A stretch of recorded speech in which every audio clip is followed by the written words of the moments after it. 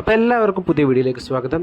ധനുഷ് പ്രധാന കഥാപാത്രത്തിൽ അഭിനയിക്കുന്നതിനോടൊപ്പം ഡയറക്ഷനും സ്ക്രീൻ പ്ലേയും കൂടെ നിർവഹിച്ച ഏറ്റവും പുതിയ ആക്ഷൻ ഡ്രാമ മൂവിയാണ് റായൻ.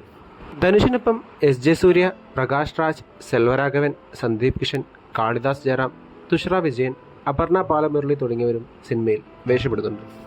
പവർ പാർട്ടിക്ക് ശേഷം ധനുഷ് രണ്ടാമതായി ഡയറക്റ്റ് ചെയ്യുന്നു എന്നതിനോടൊപ്പം തന്നെ ഒരുപാട് ബഡ്ജറ്റ് സീനുകൾ ഉള്ളതുകൊണ്ട് തന്നെ സിനിമയ്ക്ക് എ റേറ്റിംഗ് ആണ് നൽകിയെന്ന് കൂടി അറിഞ്ഞപ്പോൾ സിനിമ കാണാൻ ഞാൻ കൂടുതൽ ആഗ്രഹിച്ചിരുന്നു എന്നാണ് ഏറ്റവും വലിയ സത്യം. ചെറുപ്പത്തിൽ തന്നെ അച്ഛനെയും അമ്മയും നഷ്ടപ്പെട്ട രായൻ തന്റെ അനിയത്തിയുടെ ജീവൻ രക്ഷിക്കുന്നതിനായി ഒരു കൊലപാതകം ചെയ്യുന്നതും അതിനുശേഷം തന്റെ രണ്ട് അനിയന്മാരെയും അനിയത്തിയെയും കൂട്ടി നാട് വിടുന്നതും കാണിച്ച് വളരെ ഡീറ്റെയിൽഡ് ആയാണ് സിനിമ തുടങ്ങിയിട്ടുണ്ടായിരുന്നത്. അവിടെ തന്നെ ധനുഷിന്റെ ഡയറക്ടർ എത്രത്തോളം മികച്ചു നിന്നുവെന്ന് എനിക്ക് കാണാൻ സാധിച്ചു.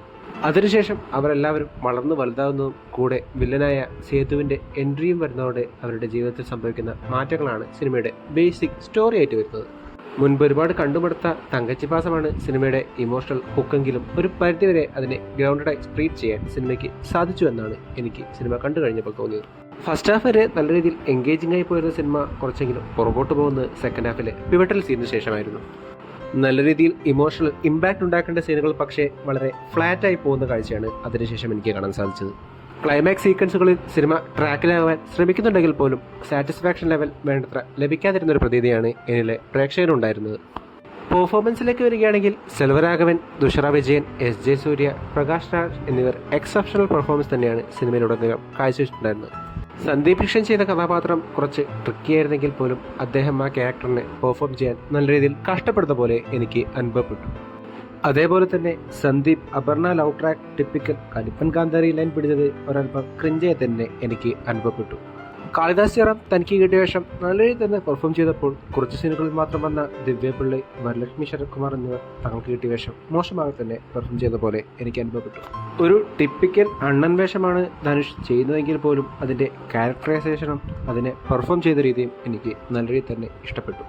അതേപോലെ തന്നെ സിനിമയിലെ മുഴുവൻ ആക്ഷൻ രംഗങ്ങളും ഗംഭീരമായി തന്നെ എനിക്ക് അനുഭവപ്പെട്ടു.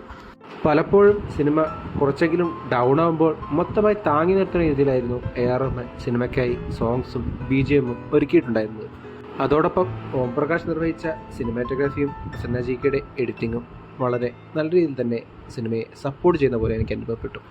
ആകെ മൊത്തത്തിൽ സെക്കൻഡ് ഹാഫിൽ കുറച്ചധികം പാകപ്പിഴകളുണ്ടെങ്കിൽ പോലും മോശമില്ലാത്തൊരു തിയേറ്റർ എക്സ്പീരിയൻസ് സമ്മാനിക്കുന്ന ഒരു ആവറേജ് അനുഭവമാണ് റായൻ എന്ന സിനിമ എനിക്ക് സമ്മാനിച്ചിട്ടുണ്ടായിരുന്നത്.